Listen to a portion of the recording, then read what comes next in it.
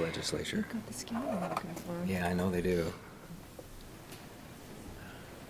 Yeah, I don't want to go there either. Yeah, that would suck.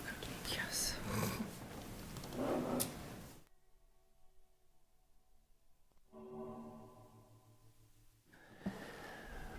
Good evening and welcome to the Coeur d'Alene City Council meeting.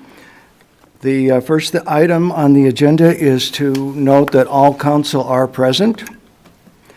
I would ask Pastor Brock Hoyer to come forward and lead us in an invocation, please. Welcome, Pastor. Let us pray.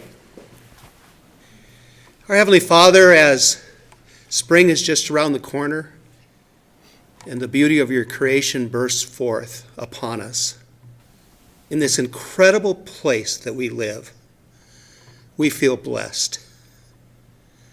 Thank you for the beauty of nature that's all around us, for this beautiful place that we live. Thank you, Heavenly Father, for the beautiful people that you've created. Thank you for our leaders. And I pray for those, especially those that are seated around me and in front, that you bless them in every way. Bless their families. If they have children and grandchildren, bless them, Lord Jesus. Bless this agenda and give us your wisdom. Especially, I pray, as Randall Adams takes his position as city attorney, that you just be with him from day one. And our Heavenly Father, bless our community. Help us to follow the words of Jesus, which are known as the Golden Rule, that we would not treat each other the way that we are treated, but, Lord, that we would treat one another as we would want to be treated. This is what I pray in the name of my Savior and Lord, Jesus Christ. Amen. Amen. Thank you.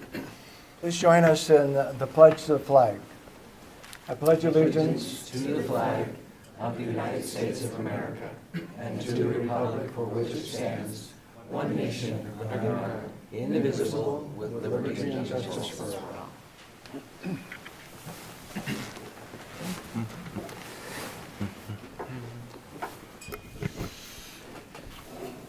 You will note there is an addendum to the agenda, which is another contract to be awarded for in-car video purchase. Any concerns about that being added? Any other amendments suggested to the agenda? Okay.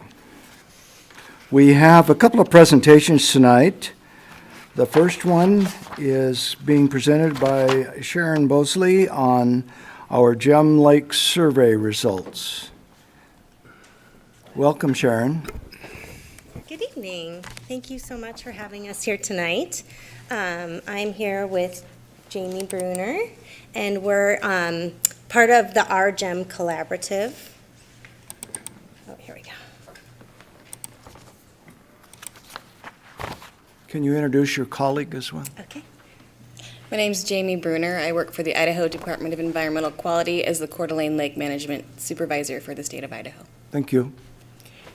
And I'm here with University of Idaho. I'm the STEM Outreach Assistant in the Community Water Resource Center, and I'm part of the collaborative as well. And tonight we're going to present you with the lake survey results that were taken last summer. So a little background, the RGEM Collaborative is a group of committed and passionate professionals working to preserve lake health and protect water quality by promoting community awareness and of local water resources through education, outreach, and stewardship. And we do this a couple different ways. We do create articles for the Coeur d'Alene Press. They're bi-weekly articles that we collaboratively write in a data-driven article to promote dialogue and community action around Coeur d'Alene Lake. And then we also have an RGEM speaker series, and we have one coming up. We've had several in the past. They're on our website. But it is a Zoom noon presentation, and this one is about the economy of our ecology. And that'll be March 28th, March 30th, March 4th, and March 6th. And The RGEM is a group of local experts from the University of Idaho Community Water Resource, the Coeur d'Alene Tribe Natural Resource Management Department, the Idaho Department of Environmental Quality, Kootenai Environmental Alliance, Kootenai County, Coeur d'Alene Regional Chamber, and CDA 2030.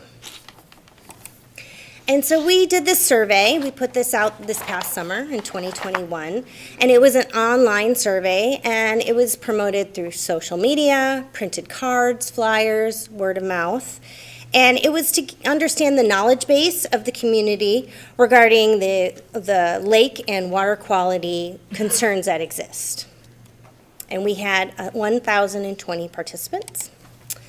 And so just to go through the demographics, we had most of the residents that participated in the survey were from Coeur d'Alene, and then following Hayden Lake, Post Falls. But we also, because it was summer, we probably captured several tourists. There was responses from Colorado, Kentucky, Florida. And in general, the opinion of the Coeur d'Alene Lake water quality was split into thirds. So about 31% of people thought the water quality of Lake Coeur d'Alene is pretty good, and about 28% thought it was about average, and then 27% thought it was not very good. And out of our survey participants, the ages varied, and we had most of the people participating were between the age of 35 and 64, but the majority of those that participated were between 35 and 44 and 55 and 64. The one takeaway that we thought was, that we found interesting was that only 28% of the people surveyed knew that Coeur d'Alene Lake is a part of the EPA Bunker Hill Superfund site with no remediation activities taking place. And breaking it out by age, we found that those that thought the lake quality was pretty good the majority of them were between age 55 to 64. And those that thought it wasn't not so good the majority of those people were between the age of 35 and 44. And then the threats of the lake of highest concern were commercial development, heavy metals, pollution from septic systems and residential developments, as well as in invasive aquatic fish and plants. And then the threat of least concern was the negative attention due to having the lake called a EPA Superfund site. And where these people receive their information currently from the lake, 51% of people get their information from social media, 10% of people get them from the newspaper, and 9% of the people surveyed get their information from word of mouth. And the questions from the survey were generated from a previous survey that was taken in 2010, the Robinson survey. And comparatively, there's been about a 20% drop in public opinion about Coeur d'Alene Lake's water quality. In 2010, 56% of the participants in the Robinson survey thought that the lake had excellent or good water quality, whereas now it's about 36%, or this past summer. And then considering the lake had poor water quality, 13% of people that took the Robinson survey thought that. And this summer in our survey, 33% of people thought that the lake has poor water quality. And the participants that were interested in learning more about water quality improvements, scientific data relevant to water quality, as well as responsible stewardship, property land use codes and regulations, and environmental law and regulations. Those that have participated, most of them were runners and walkers, 58% of them, followed by swimmers, fishermen, and then 25% of the participants were boaters. And those participating in the survey, they would like to get more of their information from 20% from newspapers, email newsletters, Facebook, and then 17% from websites. And then I'll let Jamie take over. So now we're going to get into the so what part of this. So why did we do this, and what are we going to do with this information? Well, first of all, we're going to use it to better shape our messaging going forward into the future. And so we've been, like Sharon mentioned, we've been doing these articles for like twice a month for about 2 years now. We want to make sure that we're reaching the community with the information they're interested in. We want to make sure it's relevant and fresh, and so we want to help shape our messaging going forward with this information. So some of the high points that we're looking at focusing on next would be that first point that Sharon brought up, that the lake is actually part of the Bunker Hill Superfund site. Now that may just be, a bureaucratic language sort of thing, technical detail, but really what we are concerned about is that if folks don't know that it's part of the Superfund site, they might not be aware that there are metals contaminated sediments in the lake bed. So we want to focus on letting the community know that that is an issue and that there are ways they can participate to help keep those metals down there in the sediments in everyday activities. The second thing we'll focus on is people want to know about the water quality improvement projects that people are doing around the basin for lake water quality, like what the city is doing with your stormwater outfall volume reduction program, things like that that can help reduce phosphorus and other pollutants from entering the lake. So we plan on focusing, highlighting more of those projects moving forward. We have done some in the past, but we'll focus more on that. And then what we're here tonight doing is sharing this information with decision makers around the community, because this information isn't all that useful unless people know it's there and you know what's contained in there. So this information will be on the University of Idaho webpage for Our Gem, which is uidaho.edu/OurGem, and we do have that on a later slide. Did that skip one more slide? No. Okay. No, go ahead. Okay. So we're going to continue, like I said, with our articles and hopefully keep the content fresh. We're always open to feedback if you have ideas of subjects you think would be good to see in the Coeur d'Alene Press. And we're considering adding some sort of electronic further outreach, because like Sharon said, 51% of people get their information from Facebook. So we're just on the cusp of trying to figure out how to, tap into that, and we're open to ideas on that as well. So increasing our social media presence. And these are just a few of some of the quotes that we saw in the surveys that we received back. There's an overwhelming voice in the community that we hear through these surveys that people are concerned because they care and they value the lake. And I think, that's why most of us probably are here. And so even though there might be some doom and gloom in the message you might see, I think there's a lot of hope in it, that people do care and people are willing to read these articles, and we get positive feedback on them. And so, and some of the people pointed out specific concerns they have, like erosion on the shoreline and making sure people that move into the area understand the issues. And we thought this last quote kind of wrapped up the overall message pretty well. With growth at an all-time high, I'm hopeful that new residents can be educated about our lakes, rivers, and streams. I hope that people will understand and appreciate these important resources, value them for recreation, ecology, and cultural history. People need to understand what makes this such a special place, and also to understand that all people, natives, indigenous, and visitors, have a right to enjoy our beautiful home, but also to value and respect these resources. So with that, we just wanted to let you know this information is out there. It will be on the webpage, which is here on this slide. And with that, I'll just say thank you, Mayor Hammond and City Council members. Thank you. Have some questions, Stan? Yep.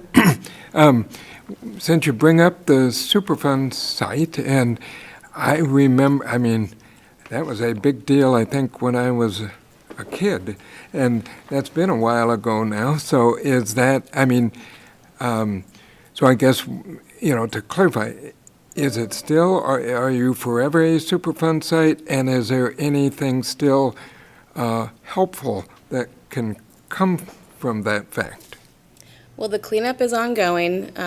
There is a member of EPA here today if you have any specific questions for them, but the cleanup started in the upper basin and has been working its way downstream, and it's, it took over 100 years for all that contamination to end up where it is, and so it's going to take a really long time to clean it up. And so now they're looking at the lower river, the lower Coeur d'Alene River. So yes, it continues on today, and it will into the foreseeable future as far as I can tell. Dan? Thank you, Mr. Mayor. So I have a question regarding your survey.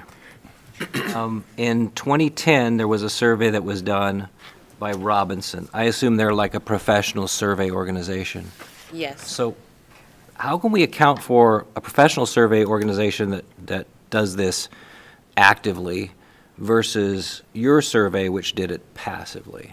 Yeah, we should have mentioned that in the beginning. We weren't pursuing this as a really statistically rigorous survey. We just kind of wanted a feel of what the community is thinking about the lake, what they want to know more about the lake. So we weren't looking to directly compare our skills as a bunch of volunteer laborers to somebody who got paid probably some good money for their professional advice and skills.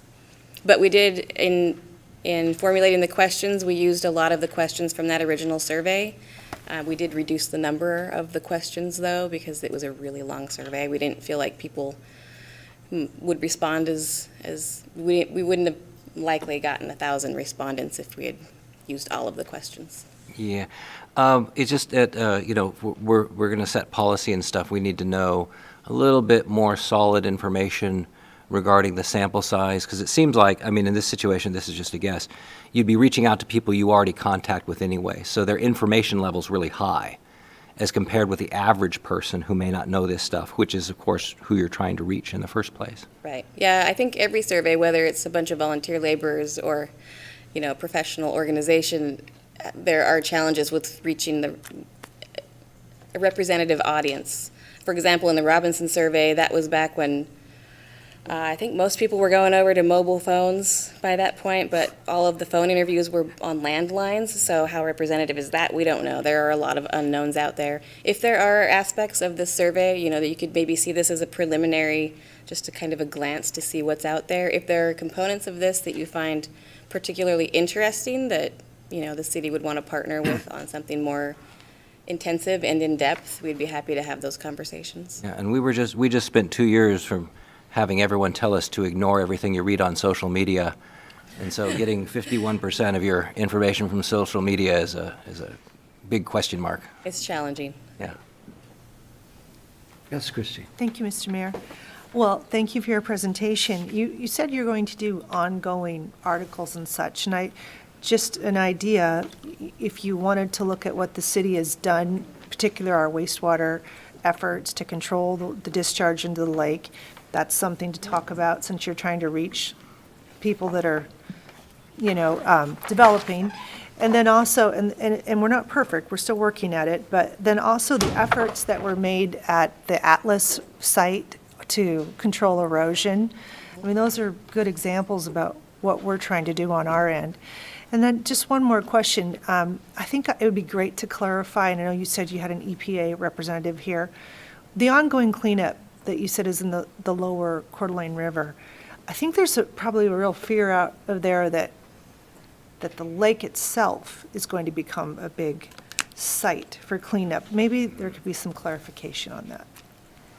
I would hate to speak for EPA, and I'm not sure if this person is here Oh, as a EPA representative, so okay.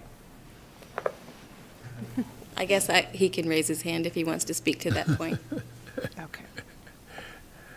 That's fine. Okay. Thank you very much for your presentation. Thank you. Thanks, you guys. Kiki? Yes, sir.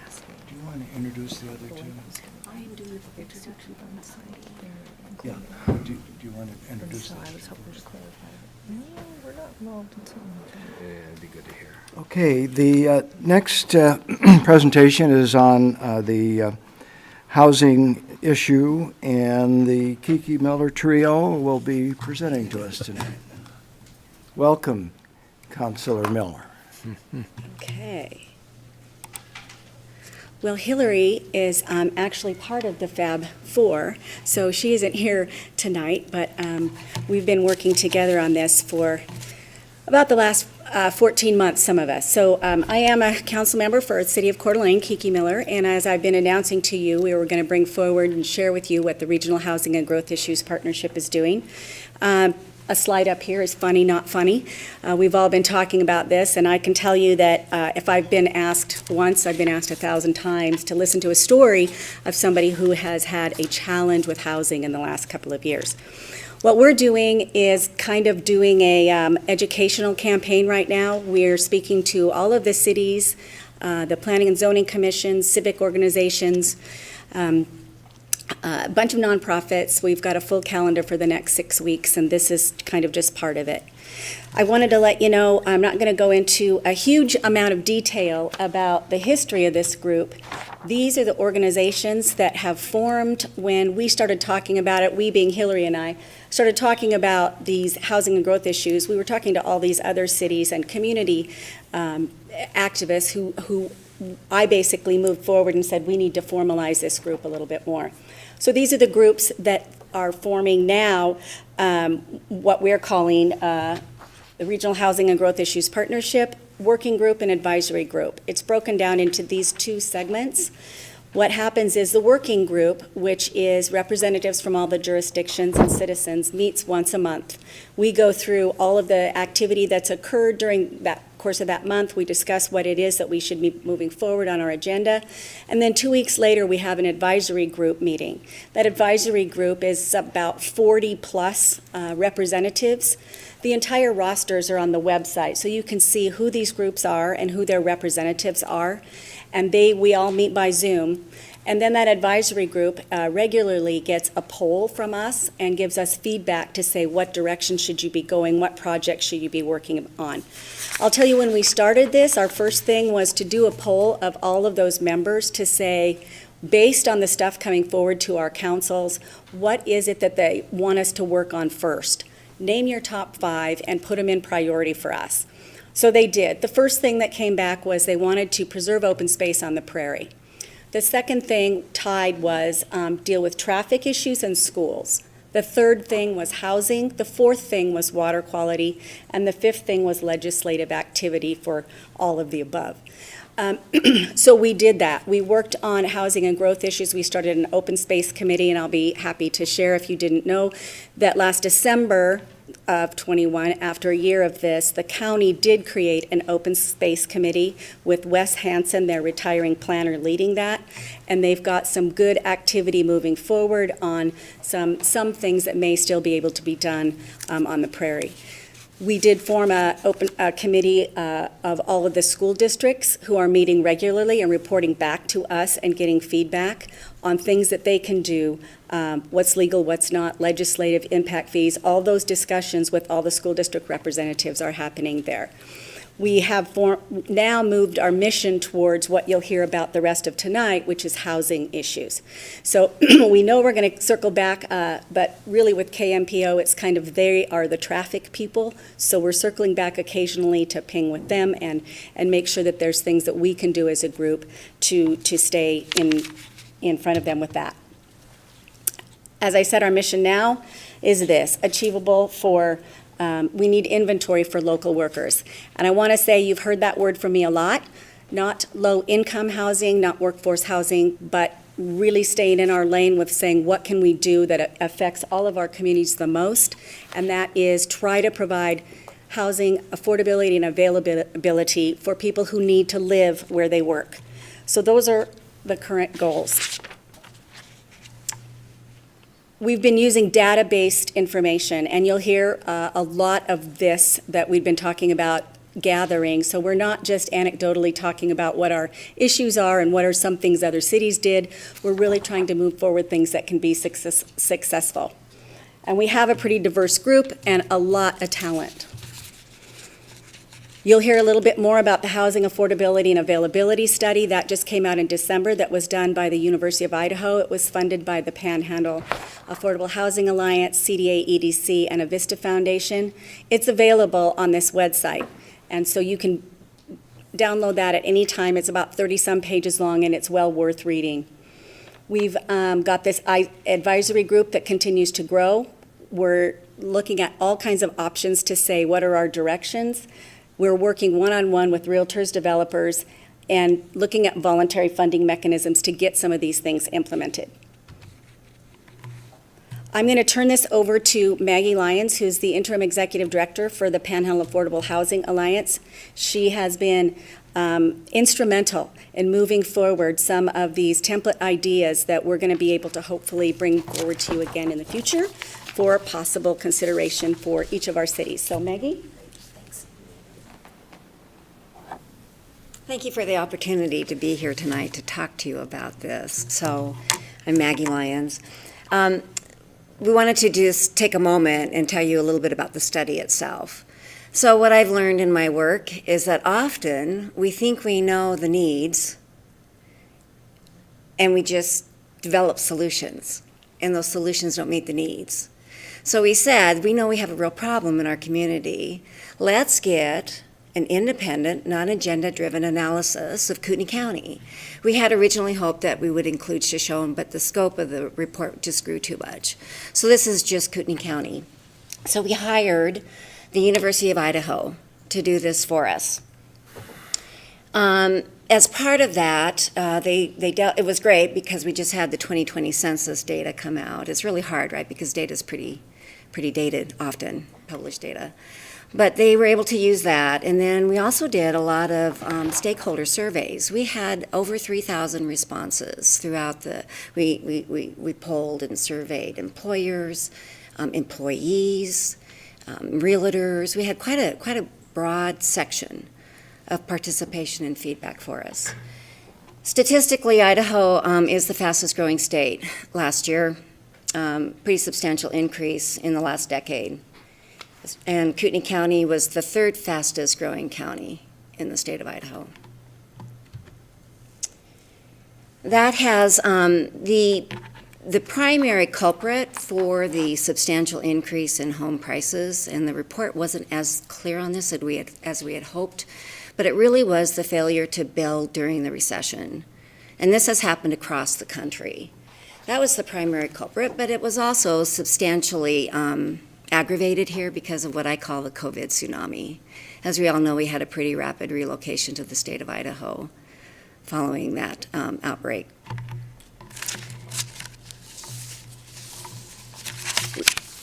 We have a lot of consequences if we don't address the supply. If there was one key component of the report, actually a couple that I'll cover tonight, but we can't control demand, but we can control supply as a community.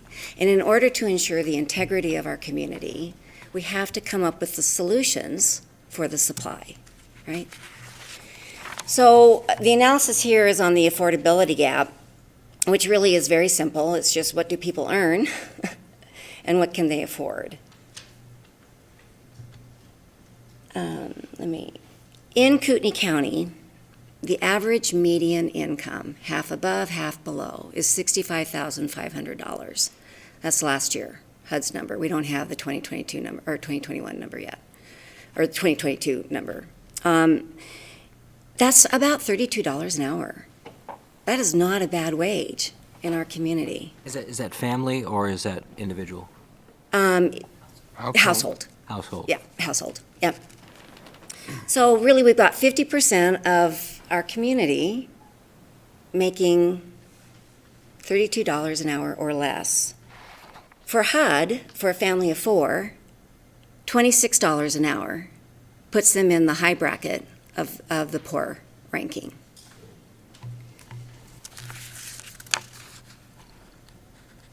This was a substantial finding, I think, that hit all of us from the report. 5 years ago, 75% of the people who lived in this county could afford to buy a home. That is completely flipped. Now only 25% can. In the MLS last week, there were 30 listings of homes that were $500,000 or less, actually under $500,000, so $499. 17 of those or manufactured homes on leased dirt.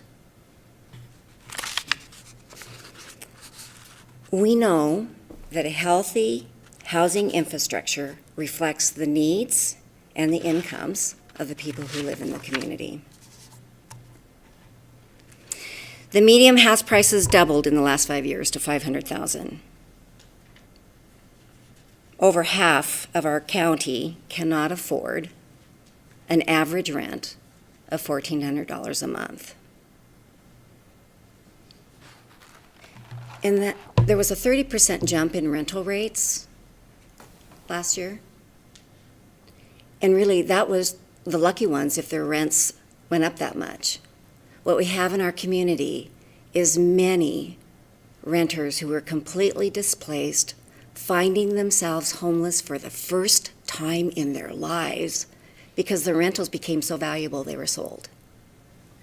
It's really, I wish I had the number on how many people. I've probably handled at least 100 cases of people like that. Myself personally, interfacing with other nonprofits in the area who are trying to find housing for these displaced renters.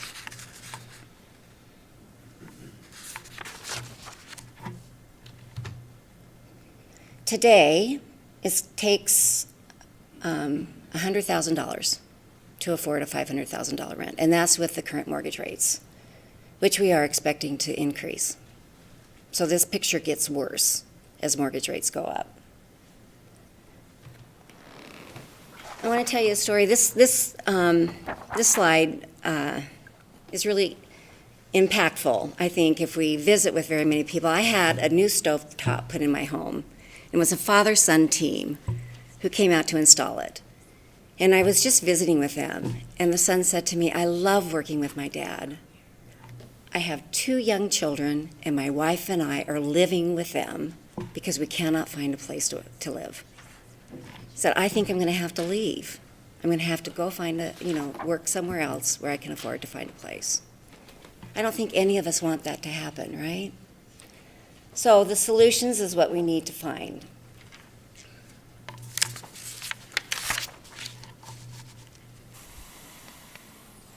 I think Jeannie is up on this one. I'll just wrap up real quickly on this one. Here's just a quick recap. I've already said it. We recognize that it's really on the supply side that we come up with the great solutions to address the need for housing. We are facing a current shortage right now already, according to the U of I study. That's about 2,400 units. That's about a 1 to 2 year supply. And we're also being significantly impacted, right, by out-of-towners coming in, retirees, second homes. And so the whole solutions perspective on this is geared around these stats here. So Ginny is going to come up and speak to you now about the economic impact that came out of the report for us as a community. So I don't know if there are any questions right now, but maybe afterward I'll answer. Okay.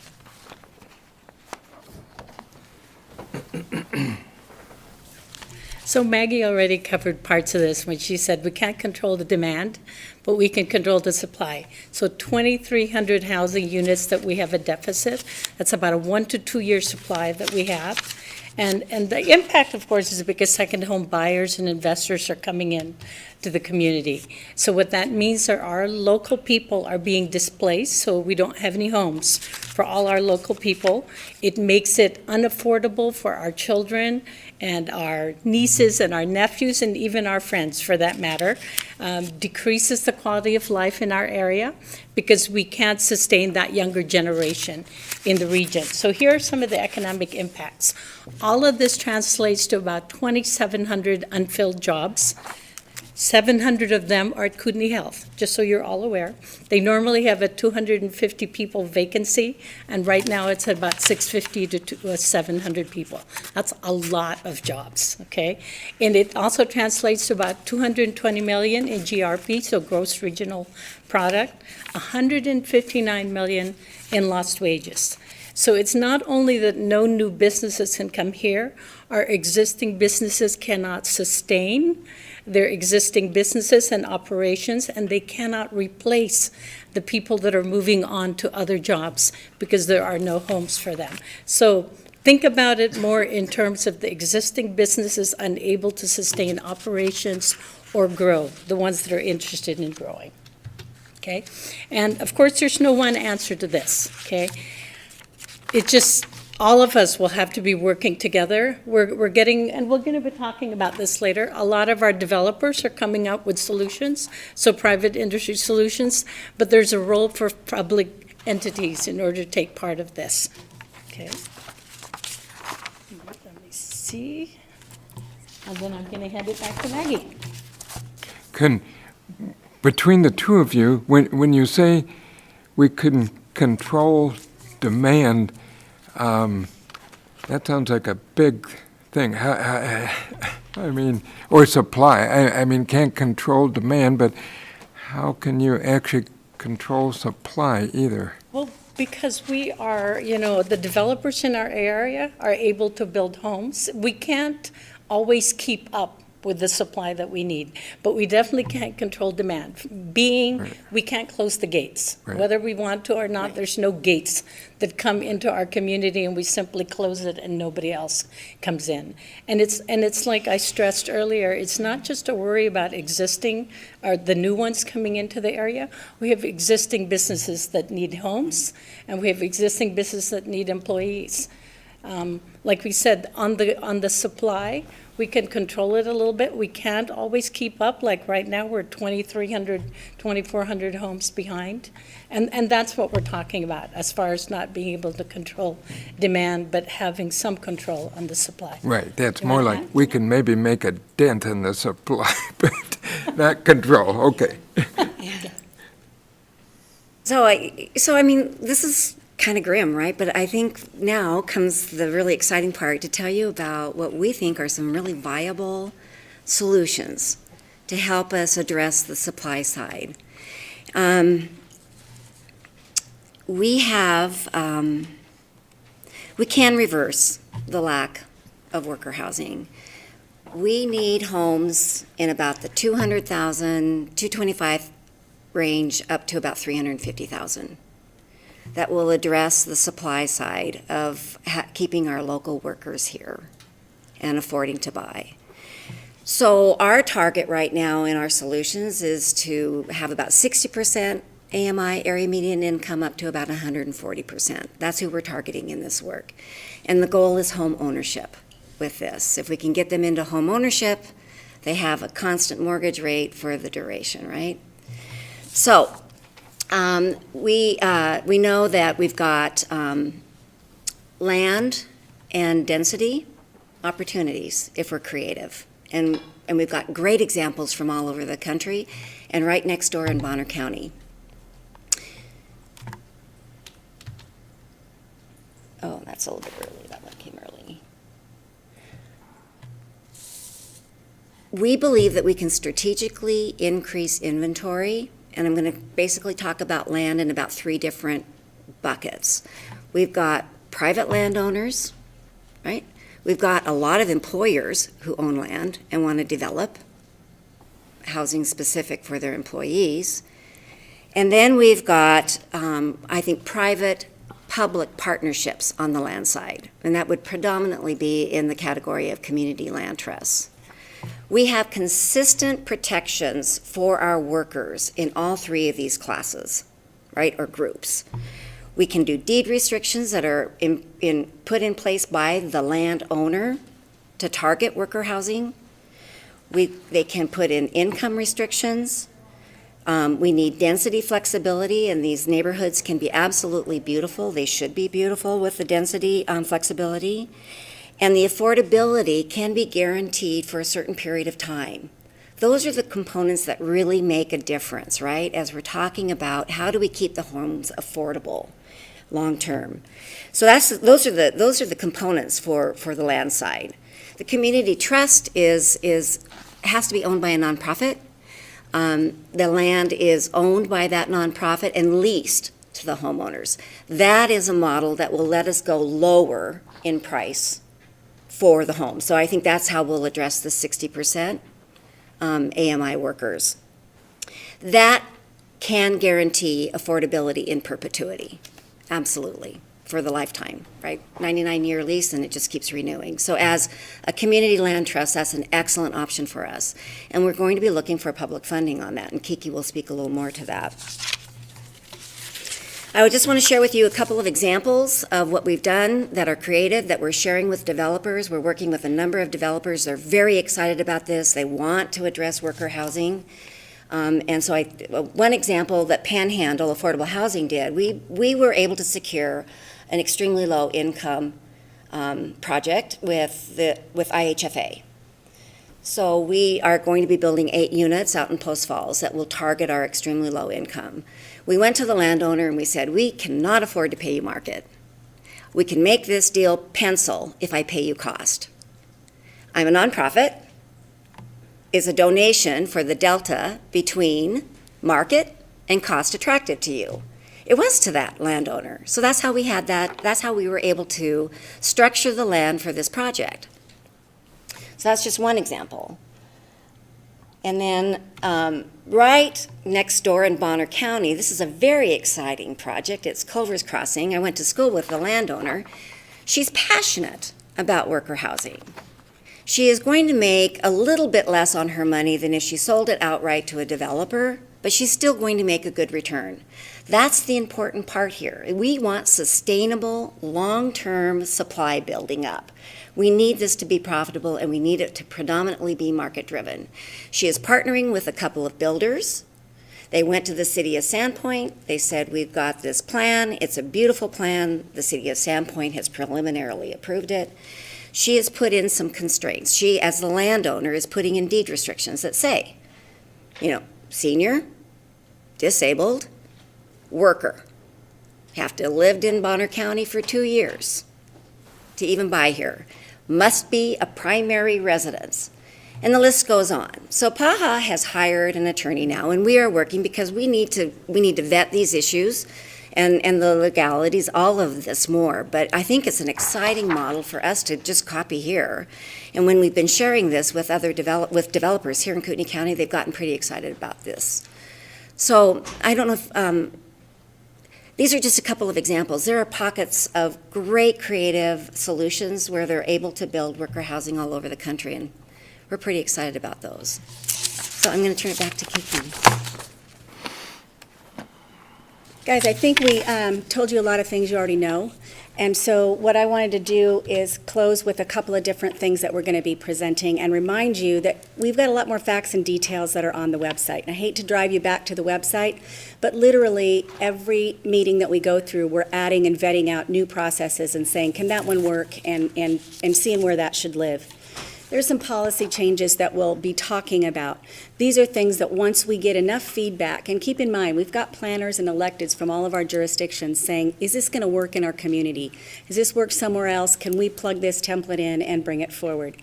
For us, we're one of the only cities with a short-term rental code, and I know we've all talked about that, but in the data that we have of the influx of people coming in here, over 54% of them were second home owners, investment properties, and retirees. That ate up a huge amount of our inventory in 24 months. One of the other things I just heard today was the MLS stats of where we're going. We're at 515,000 is the average home price right now, so it's escalating.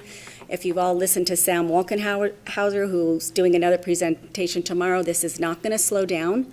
And this isn't just Kootenai County, it's a demographic labor shortage. And we have the silver tsunami of people moving in here, and we need to be proactive right now to start preserving this inventory, and that's some of the stuff that we're talking about. Some of our affordability issues we've talked about a lot, looking at working with these developers for infill or rechanging some of those codes. And we're looking at first right of refusals for fair market value purchases. What you'll see is that on the website we have a toolkit. I'm going to show it to you last. That's the next slide. We're almost done. Time for questions. But that toolkit basically is taking each one of these items, because there isn't one single solution. There's multiple solutions depending on the situation and depending on where it is. We're going to vet those out and then use them as appropriate and assure that any of our decision makers can do that. We have some of these. I won't read them to you. I will tell you that I spend at least a couple hours on the phone calling other cities, and most often the reply I get when I'm trying to find out the answer to who did it really well and who can we copy is they say they did too little too late, and they want to know how we're doing it. So it's really affecting everyone around the country, and we've got some policy work that we need to do. These are the beautiful homes that we're talking about. When we're talking infill, we're not talking about this high-density stuff. We want to keep our community and characteristic the way we saw it. This is the toolkits that right now, when you look at this, understand this is conceptual ideas. Each one of these opens up to a chapter. As it's there, it summarizes what's the applicable thing we're talking about. I'll pull one out that says a limited equity co-op. You've heard that before because that's the Habitat for Humanity model. It's the way they own the land, they put qualified buyer in, the buyer has to remain qualified. When they sell, they only receive a limited equity on that property and it remains in the Habitat portfolio. That same model can be expanded to other properties that aren't even properties that have to be built. They could be properties that are purchased by a land trust. So we could do some things that are active now. You could activate them now. One thing that Councilmember English has helped do a little bit of legwork for me on is a home share project. And we know now we've got a couple of nonprofits who are willing to take this kind of national template, put it together, and basically what it does is say, if you are a empty nester and you have a bedroom, bathroom, basement situation and you'd like to have somebody move in to maybe help with a few chores and for a reduced rent or that kind of a program, this nonprofit program vets out both parties, background checks, puts them together, mediates them for a period of time to make sure everything's going okay. That could create a huge amount of inventory and support our seniors at the same time. What's going to happen now is as we move forward with each of these solutions, our working group is vetting those out, bringing forward the answers as our decision makers say we want to try to incorporate that one. But we do have a number of these items that can be win-wins and they can happen sooner than later instead of waiting for just the build outside. How can you help? Follow us at this website. There's a bunch of subcommittees that I said are formed. There's a new one being discussed talking about the rental market. You can help us with research on these committees to get stuff going. Our FAQs on the website, if there's a question that you have and it's not answered there, let us know because it's extensive and it lets citizens have a resource that's accurate of what is possible and what's not. And that is the website. I know that we went longer than we intended and I apologize. It's 14 months of work trying to cram into a short presentation, but we do want to have you be able to ask some questions.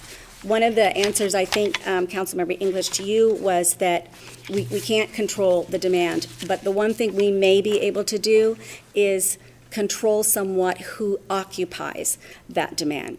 If we all focus on the local worker housing and saying we know we need to have a thriving community and we put things in place that support that, then we have the ability to continue providing inventory to people who work here and keep our community healthy. So that's kind of the one little piece we can have control of. And I'd be happy to open it to any questions to any of the three of us. Christie? I think Woody's first. He's Woody? he's the oldest. Oh, thanks. Oh, Well, I forgot now.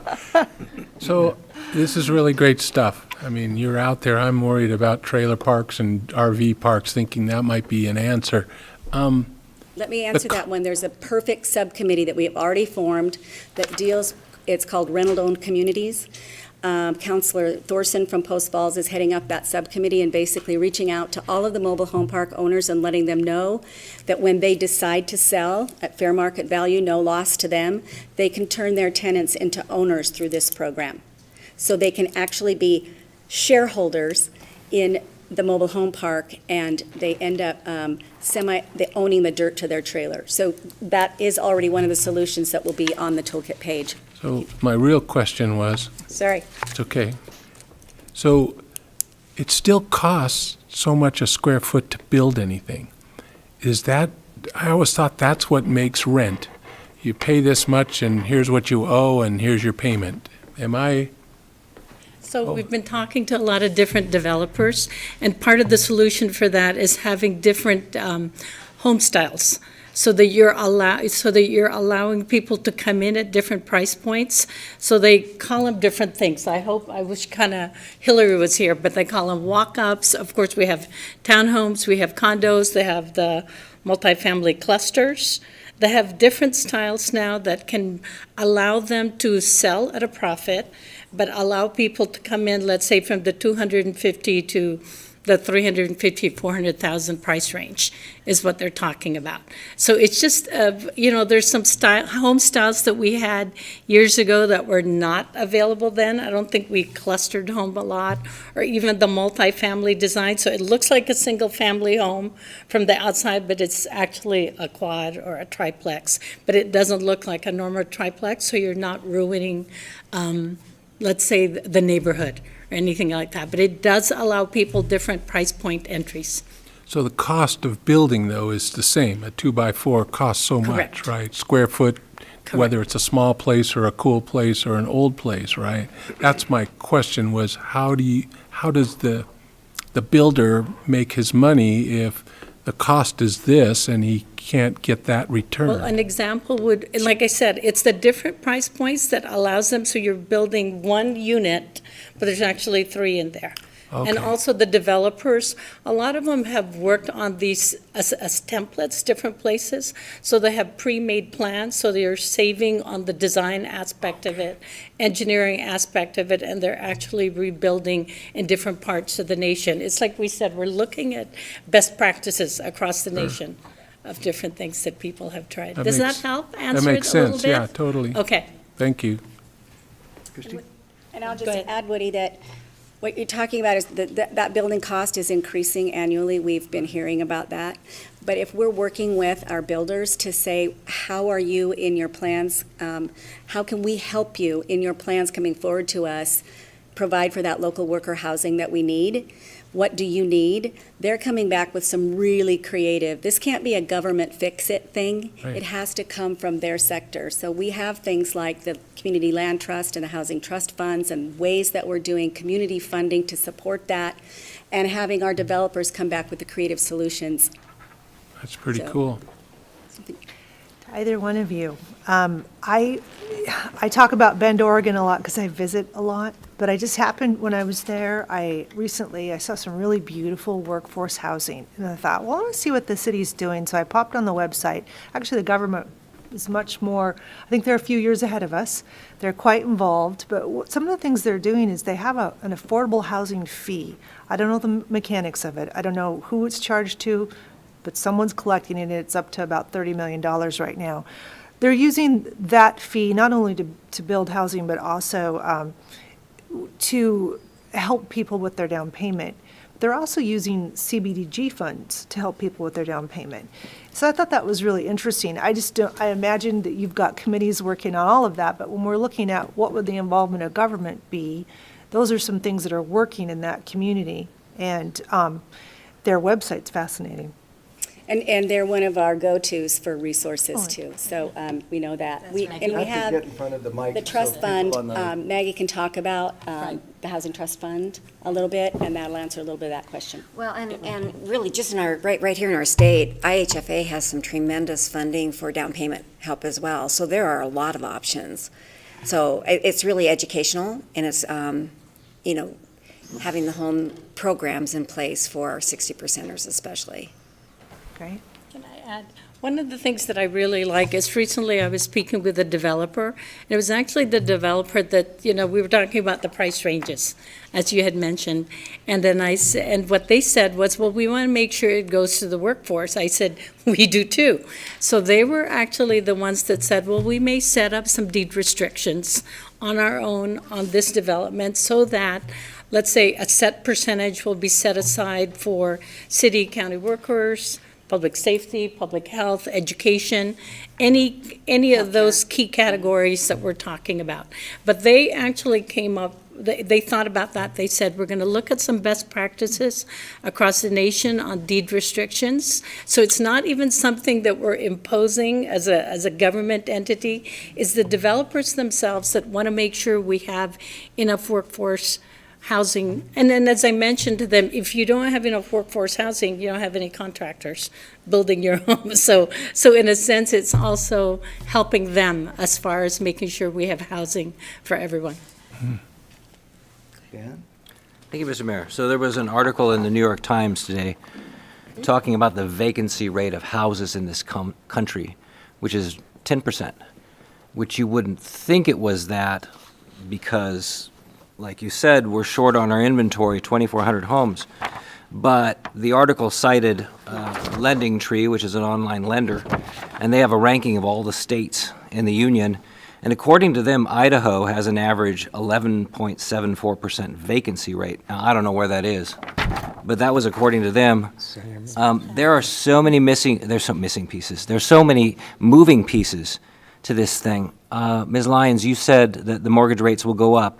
If the mortgage rates go up, don't the home prices come down? Well, they're going to have to. There's about a $50,000 price drop required for every percentage point that goes up.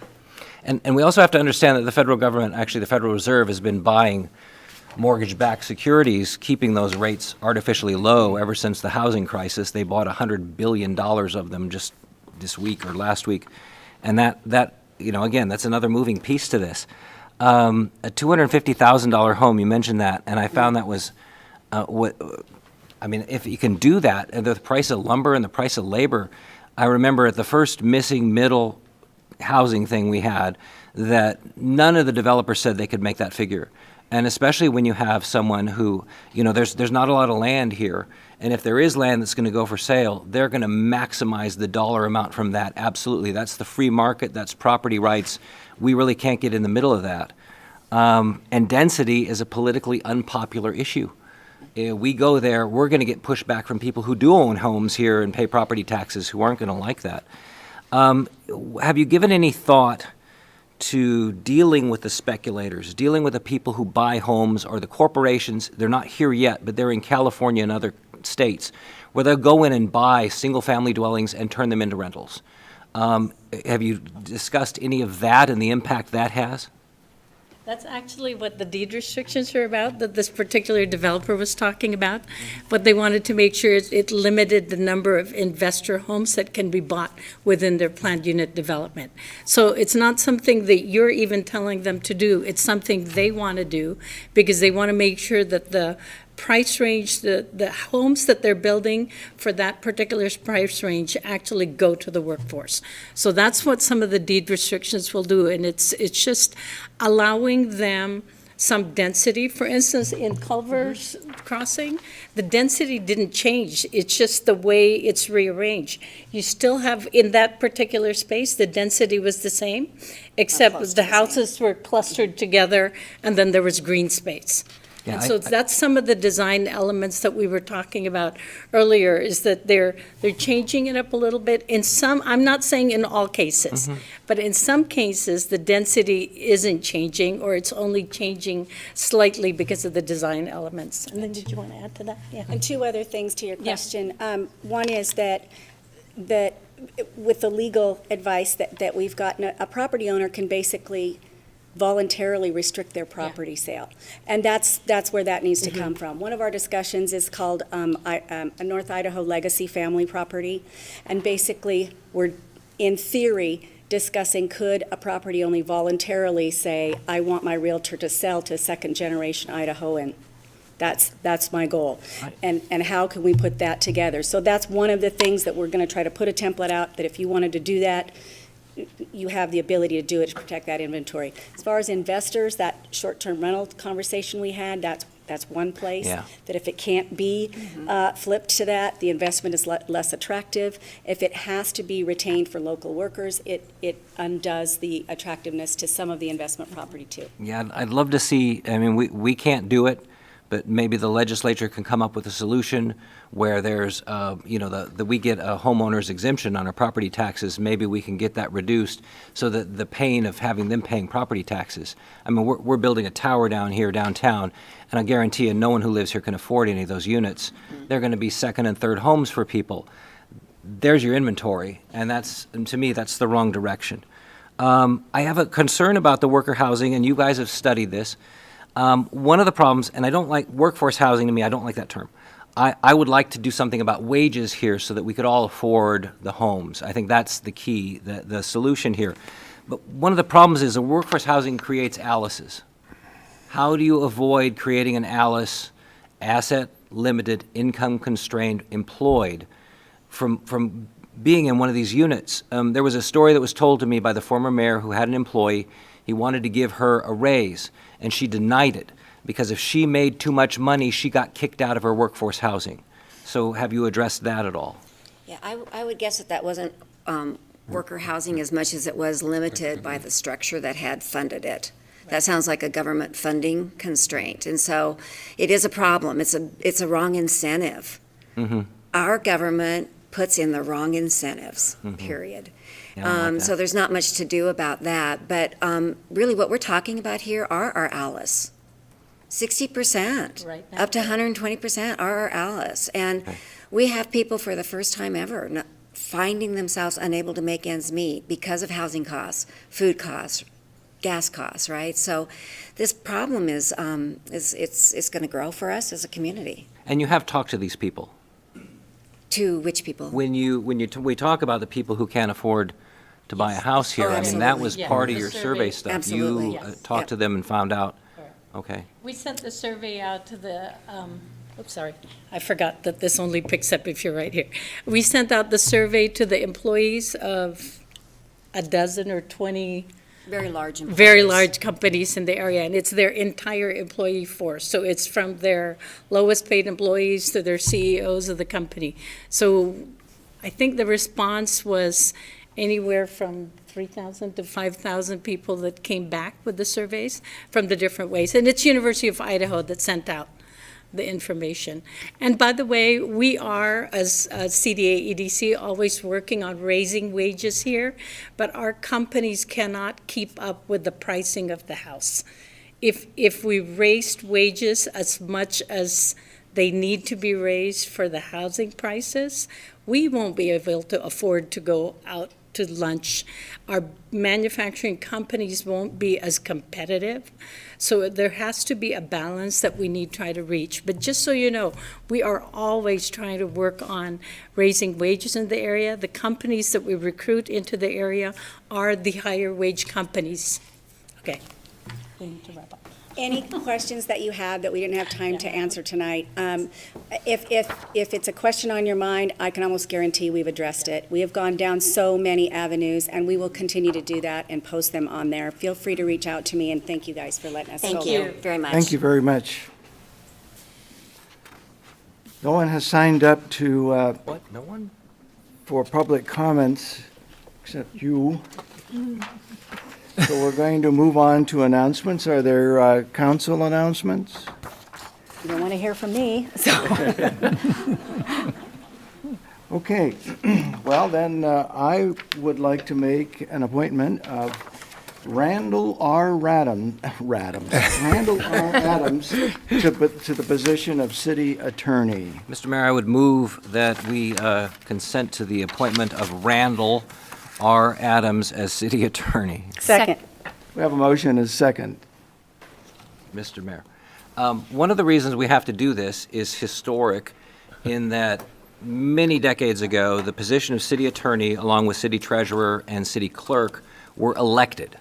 And so you would see 4 city councilmen and a mayor, and then you would see 3 other people in the picture, and that was the elected attorney and the treasurer and the clerk.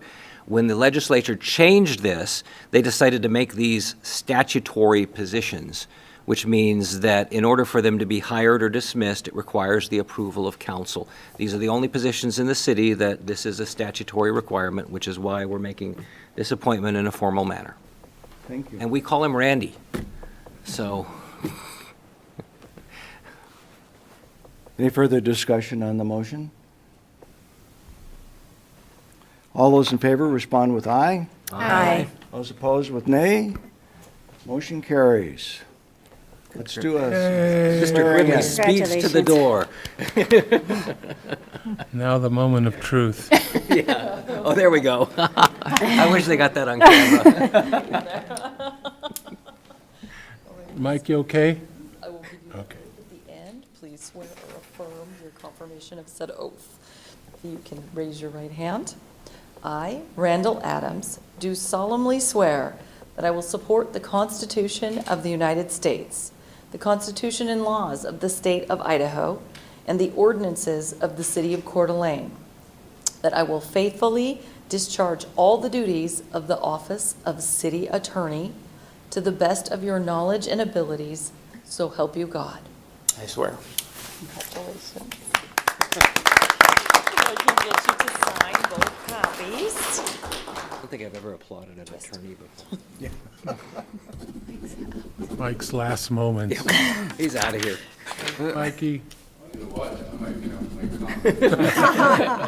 You didn't sign I up. will give you this copy for your What's in the thermos? records. Keep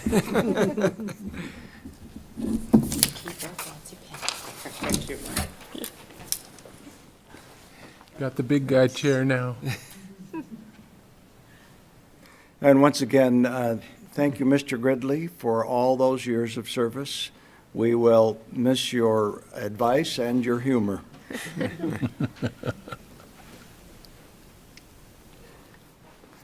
Now before you is the consent calendar. Mr. Mayor, I'd like to move for approval of the consent calendar as presented, including Resolution 22014. Second. Have a motion and a second. Any further discussion? Clerk, take the roll, please. Miller, Aye. McEvers. Yes. Gookin, Yep. English, Yes? Wood, Yes. Evans. Yes. The next is a clarification on parliamentary procedure. We learned in a workshop, at least I did, that you don't necessarily need a second, and that's really a decision that the council can make. It says here, verbal report. Randy, did you really wish to report? Well, they forgot to tell him. I thought verbal was going to report. I have nothing new to report. I think I think you got the good information. Surprise. Well, for my purposes, I wanted the council to formally adopt whether we were going to have a second or not. It just makes it easier and more certain in terms of doing our business. So a motion is before you. Yes? I'm opposed to making anything formal, just because we ran our meetings kind of the way it's going. And when I first joined, I was kind of upset. Where's the manual? What's Robert's rules or whatever? It's loose, but my opinion is, you kind of surprised me when you said you don't need a motion, or you don't need a second, because my point is, if no one else wants to second it, we should just let it go. And that's kind of the way I think it goes. I agree, but I think that it should be, so it's not contestable. I think that it should be something that's clear that we have all accepted that as part of our procedures. In the past, when this has come up, I just kind of say, you're the mayor, you run the meeting. Well, You kind of call the shots the way you want to, and, we can whine about it, as I did last night, and you'll tell me you're the mayor. Mr. Mayor, if I could just make a comment. So I'm with you, Dan. It's always been that way. I think it even worked that way in P&Z and stuff if you want to have discussions. I was thinking that if the person has an issue and you have some discussion and then he makes a motion and it doesn't get the second, it sounds like it's pretty much done the spin already. As it, if you seconded it just to have that one person tell you what they think and then no more discussion and then we vote. I think it was just a streamlining thing. This goes back in the old days, Goodlander and Dixie Reed, and they were trying to be efficient with our time and how we used it. And I think that's where that came from. Could probably talk to some of the older folks and, they're all gone. Sorry. That was just my opinion. yeah? I would like to see us still have seconds. I mean, pretty much I've ever been a part of for something like this. You have a motion and a second, and yes, if you don't get a second, it dies for lack of it. But also, a lot of times, there's something where I'm, and hopefully we are still unsure when we come into the meeting. There are some things that you really, really know, but I've made motion seconds myself for something that, I'm not really with this, but I want to have the discussion, because if it's on the agenda, chances are, and if it's very, got much meat to it, chances are somebody else cares about it and they've looked at it, and they expect there to be some discussion on it. So anyway, I think we should have seconds. You're talking about on the agenda. Is that what we're But talking about? to make a motion. We're just talking about procedurally. Okay, we've always had seconds if it's on the Yeah, agenda. but Yeah. I thought we were talking about not on the agenda, bringing no, this up. no. Sorry. ladies? I would just, if I may, answer Woody. I think the request is to consider formalizing it. Yeah. We do it often in common practice, right? I think most of us up here have adopted that practice, and this is formalizing that practice. Just my fear is that we go down the path to where we adopt Robert's rules.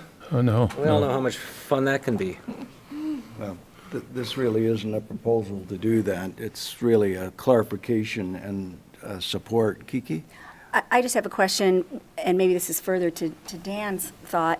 Where would this go for clarification? If we don't have a policy that, we don't have Robert's rules, and we're talking about we don't want Robert's rules, where would this policy be held so that we would know what this policy is if we don't have policy on parliamentary procedures? So would it be just, we've said it tonight, now we all just remember it? That's what it is? Well, hopefully the city clerk will remember it too. It would become a part of the record in the minutes that you made this motion. And then when we do our orientation packet for new council members down the road, we would include that notation in there. Okay, as far as policy. Okay, makes sense.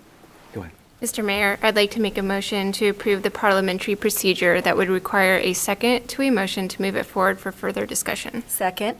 We have a motion to second. Further discussion. Further discussion. Except you. I agree. I'm just going to vote no on it because I don't want to create rules. And I'm afraid we're just going to create a whole bunch of rules here, so. Mr. Mayor?